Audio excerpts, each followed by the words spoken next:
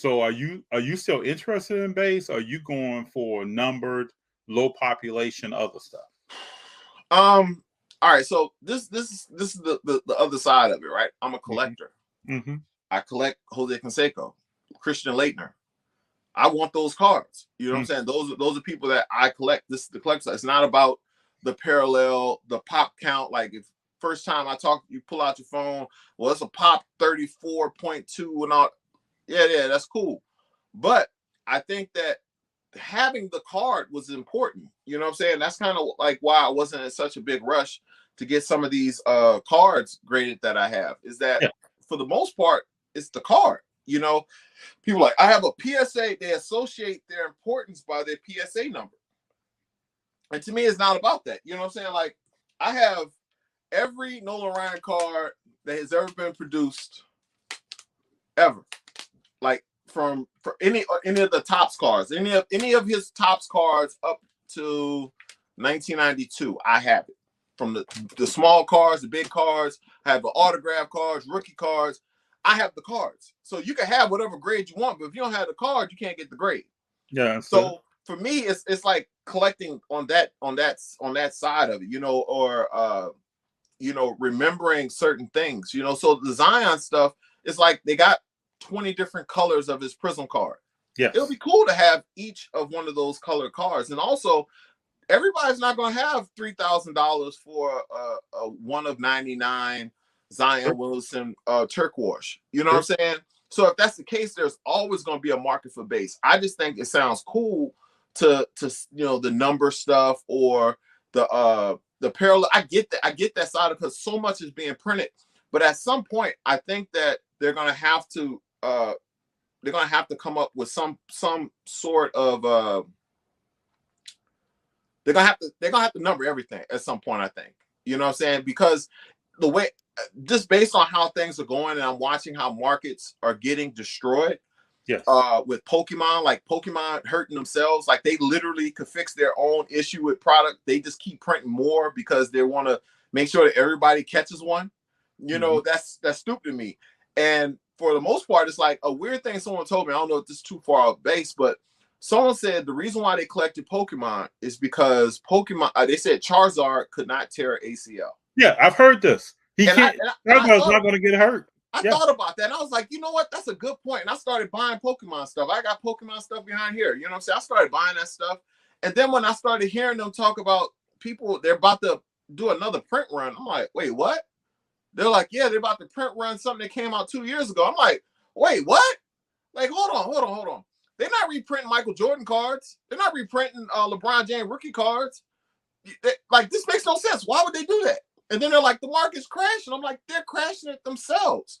So I'm like, that to me kind of slowed me up on the Pokemon stuff a little bit, because I'm like, all right, I much rather have a bunch of Zion rookies from his rookie year versus having a Charizard from 2019 that I'm pulling in 2021. You know what I'm saying?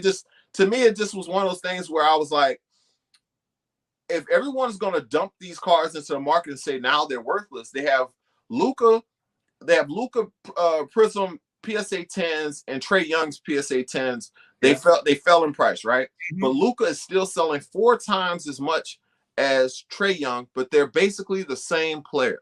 Yeah. There's one big difference between the players. You know, you kind of, the elephant in the room, he's a big white guy, you know what I'm saying? So he has a Euro market. But for the most part, there's no reason for them to be that big of a disparity between we know in the market, right, there are some things that are just, it's not logical why certain things happen. There are some cards that have a lower print run than other cards, and the card that has a higher print run may be more valuable in the market, may yield a higher price. No one can really explain that, but I think it's a feeling of the market for whatever reason. But when did that feeling come up, when the people start creating these products for us to buy? Market movers and all this stuff, so we can, like, that's why I kind of been enjoying watching. Like, I like the great curator, and I like his content, but watching them go from California to Texas and not having the same, like, they're like, man, these people here, they're different. These old dudes don't grade no cards. Nope. They have their price. They still put rubber bands on them. Rubber band. Yeah, that is true. I hate that though. But they have their price on cards. So it's like if someone comes to me right now and they're like, let's see. All right, so Jim Katz's rookie card. He just got in the Hall of Fame recently. Yep. Someone could come to me and be like, well, look, that's a pop. Well, the comp on eBay is such and such. I'm like, that's not my card. Like, sorry, like this is how much I think the card is worth, and we can work between that. But if you come on there and telling me about some comp and all that stuff, for the most part, I'm not going to hear you out. You know, especially like there was a Upper Deck what's the cheap Collector's Choice Upper Deck 1996 draft set that they did, but you only got it. It was the first one of the first rebates. You sent the card in, they sent you the 10 cards, or it might have been 12 because Kobe wasn't one of the cards. Okay. It was Iverson, it was everybody else but him. I got that Iverson. You can't give me a price on that. Like, I'm gonna tell you what I'm going for the card. I'm not looking at what other people did. I'm not going by that. So I look at it within reason. Like a couple days ago, someone bought a Terrell Davis Crown PSA 10 for me. I had it listed for $300. I didn't think it was $300 because right now, with the market being what it is, I left all my old prices up from when the boom was high, and I negotiate down off that. Understood. And I see others doing that as well. Because it makes sense. It's like, I don't know how bad the market fell. Like, I don't know. It's a couple of cards that fell. Like, the one card, I made some bad mistakes, you know, selling Kobe's. I sold a lot of my Kobe's, but I found a lot of James Harden's that I had. His rookie Upper Deck James Harden cards, the PSA 9s. I had 20 of them. I had bought them for like less than $100 in 2010 or 2011. I had a bunch of them. And I found them in the corner. I was like, what the hell is this? Because they're stacked, so I didn't really know what they were. I tell my mom, I was like, James Harden. I was like, when did I get this? So I started messing around. I was like, well, how much these are selling for? And I look online, and they're like $150. I was like, oh, shit. So I put one up for $150. It sold instantly. So I was like, damn. So I put another one up at $200. Sold instantly. So I said, I put another one at $300. Sold instantly. I'm like, whoa, something's going on with the market. So this is during the time the market's going crazy. Yeah. Next thing you know, I'm selling those things for $450, $500 a piece. And James Harden, he's gaining weight. He's not wanting to play. I'm sitting up there like, I should hold on to some of these. And I was like, you know what, Jason? I said, I think this is it. I think this is the top of the market. I think this is where everything separates. I sold all that stuff. I made a crap load of money off those Hardens. Those cards now you can get them for about $40. That took a beating. You know what I'm saying? But that was one of those situations. It was a base card that at some point people wanted, and I had thinking like that. Yeah, you're thinking like that. Yep. Because if you're not thinking like, because I've seen people open up cards, they go through the stack, and I'm watching James Wiseman rookies just getting shuffled through, not getting sleeved. Yeah. Who else? Yeah, I see this all the time. And to me, it's like, wait a minute. There's a card I wanted to show that back in 2011, no, 2012, I was buying Topps, what is it, Heritage? Topps, is it Heritage? I think it is. There's the Topps Heritage, yeah. Okay, Top Heritage. And it's with the old designs or whatever. Yes. Heritage. So I do something that a lot of people don't do. I sleeve all my cards. Every card gets a sleeve. I sleeve all my cards too if I take them out. Now, open up the fact they're going to go into a sleeve. Yeah, especially the chrome cards, like the premium cards. I put all of those in a sleeve, and I also still collect sets. So this is 1982 Donruss complete set. 1981 Topps complete set. 1983 Topps complete set. Actually, I have every Topps set from 1977 up to 1991 or something like that. Okay. So I'm into the complete set. So I'm noticing these guys don't collect the complete sets. And then I see when people sell stuff, you don't really get a good, you don't get no money for really putting the work in to complete the set. So that's more of a personal type of thing you're doing. So when I started doing that, I was like, you know what? Let me sleeve up all these Topps cards. I mean, I'm saying, I know I'm saying that it's wrong set. Whatever it is, I'm sleeving up all the cards. 10 years later, Mike Trout, what was his rookie year? Oh, he's in that set. I go in there, I got 12 Mike Trouts, perfect condition, all sleeved up. All because I sleeved up every card. Yeah, you thought about that from the beginning. Yep. So I did that with I bought a bunch of Topps football, 2011 Topps football. I probably got 30 JJ Watt rookies. Now these are minor cards when you think about the grand scheme of things, but for somebody who are like me, like I said, all these here, these are 1987 Barry Bonds rookie cards. I got 150 or so. I'm more or less, I'm a smart collector. It doesn't have to, so there's value within this stuff. These are all Griffies. I got probably 1,000 of these things. I got a bunch of them in Upper Deck.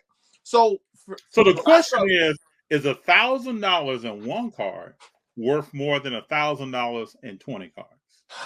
Not worth any more? Man, that's tough. It depends on what's your play.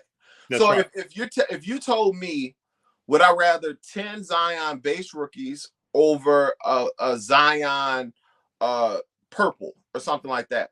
In that situation, I would take the 10. I would take the base cards. Mm-hmm. But if it's something like super rare, like if you told me, hey, you could have the Nolan Ryan rookie, or you could have four. You could have four of what's his name? Shit. I don't even know. Like, you could take a lesser player and have a few of his cards. Which would you rather have? I would probably take the Ryan because it's very specific. But if it's like a differential, okay, a better situation. Barry Sanders, 89 score, or take 10 of his Topps traded rookie cards. That's a good example. That's a good example. I also got killed on those too, though. But I have all of those kind of cards. Like certain cards I'm more intrigued with in terms of my personality. Like when I see a card, I remember what was going on during that time period. Well, I'm the exact same one. How old are you? I'm 46. So we're in the same age group. So it's like these cards mean something to me. Like this card, I remember buying these packs. So do I. Get them. So do I. You know what I'm saying? Now I have the cello pack of Griffey in it, and I have the 89 complete set. I got a case of the Bowman complete set. But these things meant something to me. Or going to car shops and getting these traded sets. Like, and these traded sets weren't a lot. They make $10, $20 or something like that. Now these guys, you can't get a pack of cards for that much. You know what I'm saying? So I just like knowing people know. Like, tell me, like the Barry Bonds, like this is the 87 rack packs. I got a bunch of them. I remember those. I have a bunch of them with his rookie card on the front. I got that one with the Bonds. I have it with the Canseco. I have it with Greg. No, Greg Matt's not in it, but it was a bunch of them that I did that with. And over a period of time, now I have all these cards. So if I really want to get into a Griffey, I could literally take 10, 12, 14. I could sell them and buy the card. You know what I'm saying? It's just giving me more equity, more stuff to play with. Yeah. But people are looking at it like, those are cheap cards. And it's like, okay. I'd rather play in this field, because then these people's careers have already done, unless they go and kill somebody or get a weird DWI. You're always going to capitalize on it. And these kind of cards, I have hundreds of players that I have hundreds of cards of, especially from 88. So if you're from 88 to 1990, I have hundreds of that rookie card. It might, like I said, they're not really that expensive. Like Craig Biggio, I got a couple thousand of his rookie cards in different sets and variations. And people now are buying those cards. I'm able to actually sell these $1 and $2 cards, because eBay has the shipping thing where I can ship for 53 cents. Yeah. So that's open. It's a little more work, but this stuff is flying. Like, this stuff is really, I'm starting to move stuff to the point where I changed my setup around so I can get to the cards a little bit easier to facilitate just distribution. But if people want like history, you can get some of the stuff from 88, 88 is a terrible year, but you can get some stuff from 88. You can get some stuff from 89. And I think that's what collecting is. Like, I like talking to people like, hey, man, Mark Grace. Who's that? Don Madley. Hey, Mark Grace had the most hits in the 90s.